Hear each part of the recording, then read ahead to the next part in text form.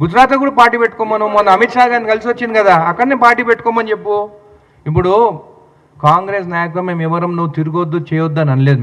మేము ఏమన్నాము, తెలంగాణ వాళ్ళ నరదిష్టి కళ్ళు మంచివి కావు, అందుకే కోనసీమల చెట్లన్నీ చచ్చిపోతున్నాయి, బహుశా దానివల్లనే వాళ్ళు తెలంగాణ కావాలనుకున్నారని చెప్పి మాట్లాడింది ఎవరు? మేము ఎప్పుడు నేను రావద్దని, నువ్వు కూడా 2007లో తిరిగినావు నువ్వు, కానీ ఎవరి కోసం తిరిగినావు? అప్పుడు ప్రజారాజ్యం పార్టీ కోసం తిరిగినాం. ప్రజారాజ్యం పార్టీ ఎవరిది? మీ అన్న చిరంజీవి గారిదే కదా. చిరంజీవి గారు అంటే మాకు అభిమానం. మళ్ళీ ఆ పార్టీ తర్వాత ఏమైంది? కాంగ్రెస్ పార్టీతో విలీనమైంది.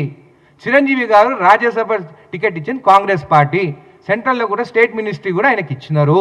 మళ్ళీ ఆ రోజు నువ్వు ఏ రోజు మాట్లాడిందంతా ఏ కోణంలో మాట్లాడినావు? బీజేపీ వాళ్ళని ప్రొటెక్ట్ చేసుకుంటూ, అటుపక్క బీఆర్ఎస్ వాళ్ళని ప్రొటెక్ట్ చేసుకుంటూ నువ్వు మాట్లాడింది కాంగ్రెస్ పైన. మన ఆ రోజు చిరంజీవి గారిని విలీనం చేయొద్దని, దాంట్లో రాజ్యసభ టికెట్ తీసుకోవద్దని చెప్పి ఎందుకు చెప్పలేదు నువ్వు? అంటే ఆ రోజు అట్లా మాట్లాడతావు, ఈరోజు సెంట్రల్లో బీజేపీ గవర్నమెంట్ ఉంది కాబట్టి వాళ్ళతో మాట్లాడుతున్నావా? అసలు నా డౌట్ ఏంటంటే, అసలు ఆంధ్రాలో అంటే ఆంధ్ర తమిళనాడు పాలిటిక్స్ ఎట్లుంటాయి అంటే ఎవ్రీ 5 yearsకి ఎన్ని ప్రభుత్వాలు మారుతుంటాయి. తెలంగాణలో 10 years ఫిక్స్డ్, దాని తర్వాత మాకు జాక్ పాట్ ఉంటుంది ఎట్లయినా కాంగ్రెస్కి. నేను చెప్తానే ఉన్నా ముందు నుంచి.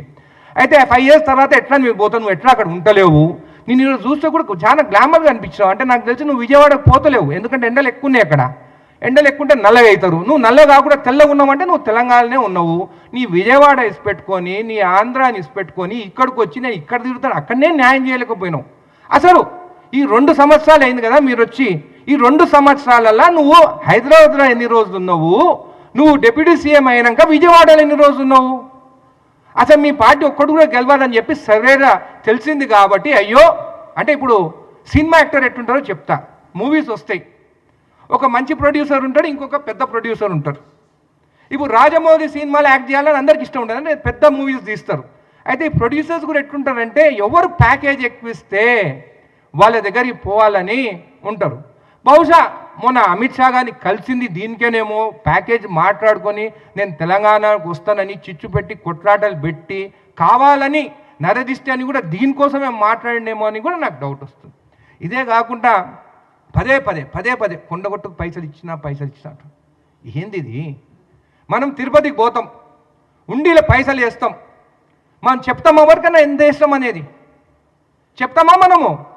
అంటే నువ్వు ఆఖరికి దేవుణ్ణి కూడా వాడుకుంటున్నావు నువ్వు. ఏంది ఇది? తిరుమల వెంకటేశ్వర స్వామి పైసలు ఒకసారి ఉండిలో వేసిన తర్వాత అవి నీవి కావు, నావు కావు, ఎవరి కావు. అది వెంకటేశ్వర స్వామి. వెంకటేశ్వర స్వామి తన భక్తుడు ఆంజనేయ స్వామికి కట్టించుకుంటున్న గుడి కొండగట్టు స్వామి గుడికి. అట్లాంటిది కూడా దేవుణ్ణి అయినా కానీ నాకు ఈరోజు ఒకటి అర్థం కాలే, పదే ఇంగ్లీష్లో మాట్లాడుతాడు. ఎవరి కోసం మాట్లాడుతాడు? అమిత్ షా వినాలనా?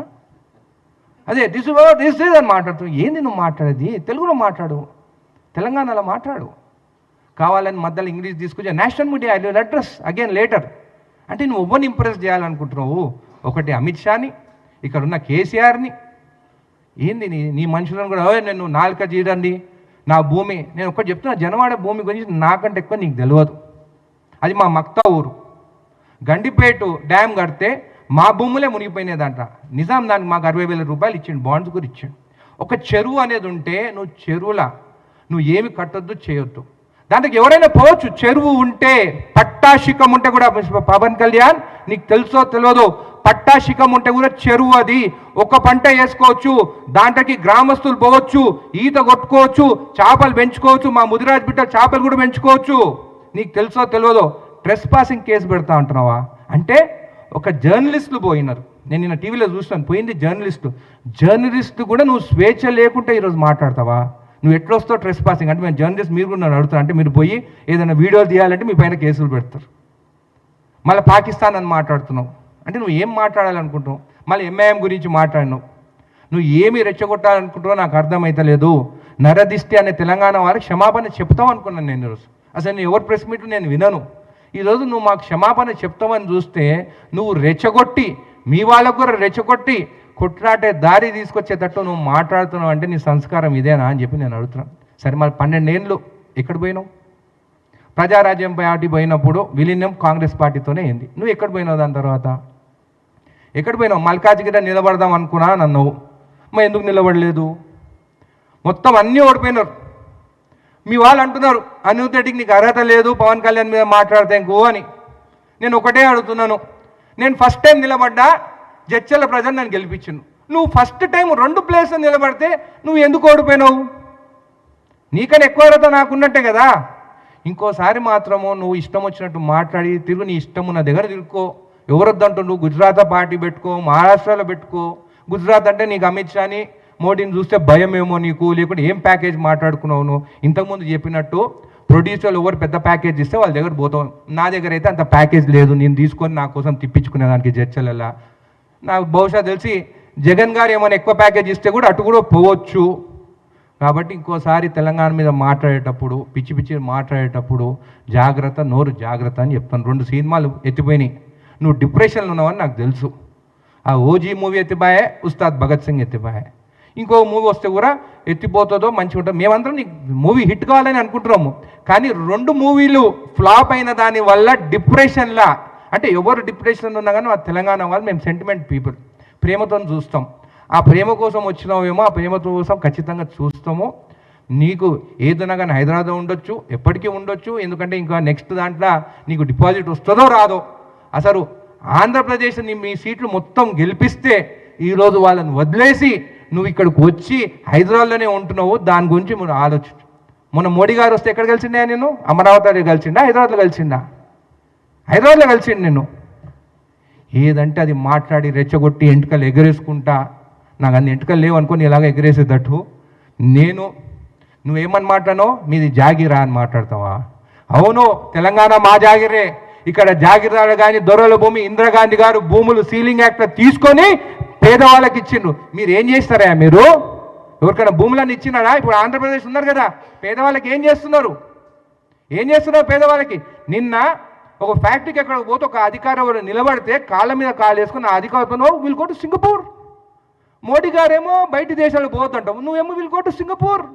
అంటే గవర్నమెంట్ పైసలతోని నీ కొడుకుని చూసుకునేదానికి ఇది ఒక ప్లానా?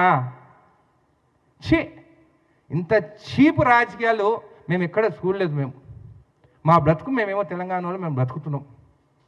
ఏదో ప్యాకేజీల కోసమో ఏదో ఎంత మాట్లాడుకున్నావు రేటు నువ్వు తీసుకో.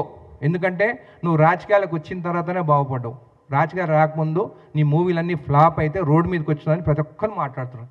నెలకి 50 కోట్ల ప్యాకేజ్ తీసుకుంటున్నాయని కూడా బయట ప్రజలు మాట్లాడుతున్నారు. అది ఎంతవరకు నిజమో లేదు, రూమర్ ఉట్టిగానే రాదు. కాబట్టి మీ సినీ యాక్టర్సు అందరు కూడా నిన్ను చూసి నిజంగా బాధపడుతున్నారు. ఇంత చీప్గా నువ్వు మాట్లాడుతున్నావా అని చెప్పి తెలంగాణ వచ్చి దాచుకున్నదేమో తెలంగాణలో. అప్పుడు వైఎస్ జగన్ సీఎం ఉంటే భయపడి ఇక్కడ దాచుకున్నావు. నువ్వు చేసింది ఒకటే ఒక పని మంచిది, చంద్రబాబు నాయుడు గారు జైలు ఉంటే పోయి కలిసి వచ్చి అదే నీ టర్నింగ్ పాయింట్. లేకుంటే ఈసారి కూడా అన్నీ ఓడిపోతుండే నువ్వు. కాబట్టి మళ్ళీ నోరు జాగ్రత్తగా ఉండని జనసేన వాళ్ళకు కూడా చెప్తున్నాను. మీరు ఇష్టం వచ్చినట్టు బట్టలు ఊరబిక్కి తంతం ఇంతమంది మాత్రం ఊరుకునే పరిస్థితి లేదు. మేము మంచిగా మాట్లాడుతున్నాము, తిరుక్కోండి, చేసుకోండి, అన్నీ నిలబడతారో నిలబడండి. బీఆర్ఎస్ బీజేపీతో ఎట్లా పొత్తు ఖాయమైపోయింది, ఆ ప్లాన్తోనే నువ్వు వచ్చినావు ఇక్కడికని ప్రతి ఒక్కరికి తెలుసు. వాళ్ళకేమో జనాలు వస్తలేవు వాళ్ళిద్దరికి. సో ఏం చేసిన ఒక సినిమా యాక్టర్గా నువ్వు వస్తే నేను చూసేదానికి జనాలు వస్తానని నేను పక్కకు పెట్టుకున్నాడు. కాబట్టి ఆల్ ది బెస్ట్. కానీ నరదిష్టి అని నువ్వు తెలంగాణ ప్రజలను అన్నావు, మేము వదిలిపెట్టే ప్రసక్తినే లేదు. మా సెంటిమెంట్తో ఆడుకున్నాను, మా సెంటిమెంట్తో ఖచ్చితంగా నీకు బుద్ధి చెప్తాం. మరిన్ని అప్డేట్స్ కోసం ఛానల్ను సబ్స్క్రైబ్ చేయండి. నోటిఫికేషన్స్ కోసం బెల్ ఐకాన్ పై క్లిక్ చేయండి.